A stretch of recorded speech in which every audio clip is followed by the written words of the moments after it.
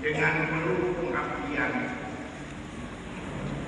Pesan yang kedua ialah rayakan sakramen, terutama sakramen Ekaristi, dan berdoalah dengan semangat.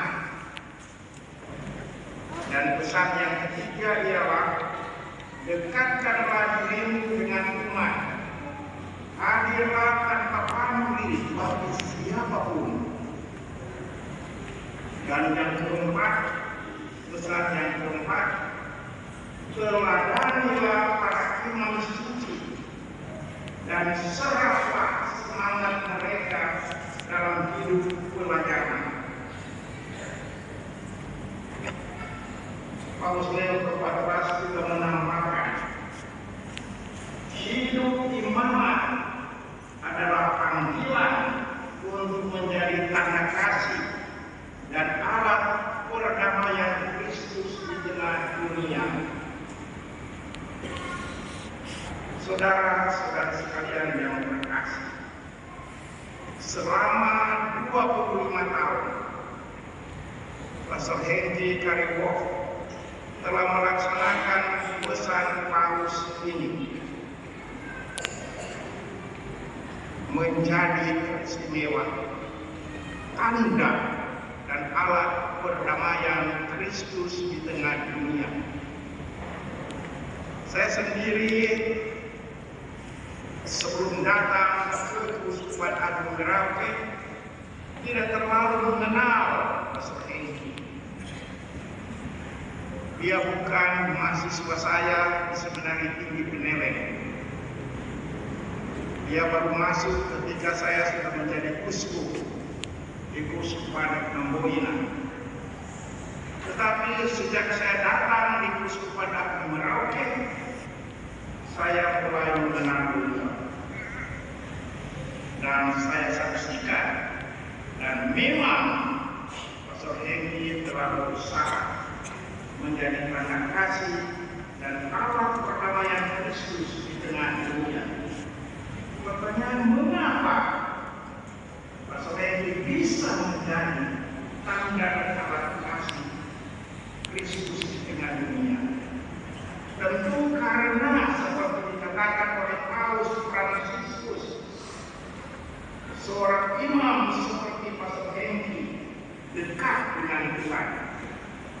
Seorang imam seperti Pastor Henry dekat dengan uskup. Seorang imam seperti Pastor Henry dekat dengan teman-teman imam. Dan akhirnya seorang imam termasuk Pastor Henry dekat dengan umat. Benar, Pastor Henry telah tampil sebagai tanda kehadiran Kristus di tengah-tengah umat, di tengah-tengah dunia.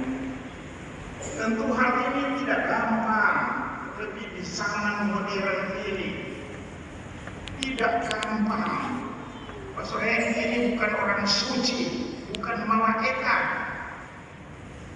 Para imam itu juga bukan malaikat, uskup juga bukan malaikat.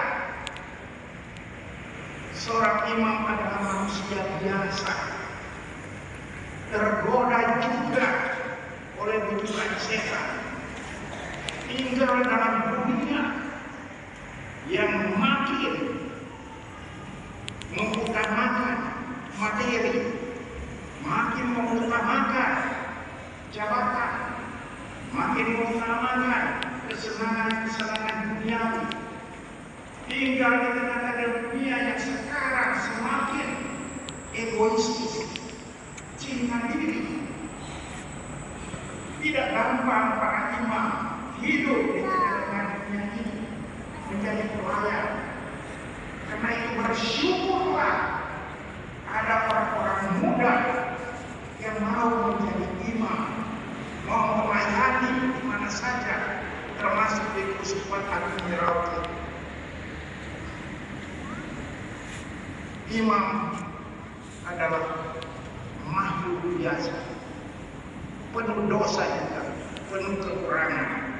Tetapi Pastor Henry telah berusaha selama 25 tahun bertahan sebagai seorang imam. Mengapa? Seperti dikatakan dalam dokumen Konsili Vatikan kedua tentang gereja nomor 7, Ecclesia Semper Reformanda et Purificata Est. Gereja, termasuk Pastor Hengki, senantiasa membangun diri, senantiasa membersihkan diri, tetap bertobat terus menerus, tidak sombong, berusaha untuk memurnikan panggilan. Syukurlah Pastor Hengki tetap sadar bahwa Roh Tuhan ada padanya, penggerak imamat suci, bukan dirinya sendiri. Penggerak imamat suci adalah Roh Kudus. Pasti Pastor Hengki seringkali jatuh juga, tetapi senantiasa bangkit. Ada seorang pemain bola kaki dan pelatih bola kaki juga dari Amerika Serikat bernama Vince Lombardi. Dia mengatakan pencapaian terbesar adalah bukan tidak pernah jatuh, tetapi di dalam bangkit lagi setelah Anda terjatuh.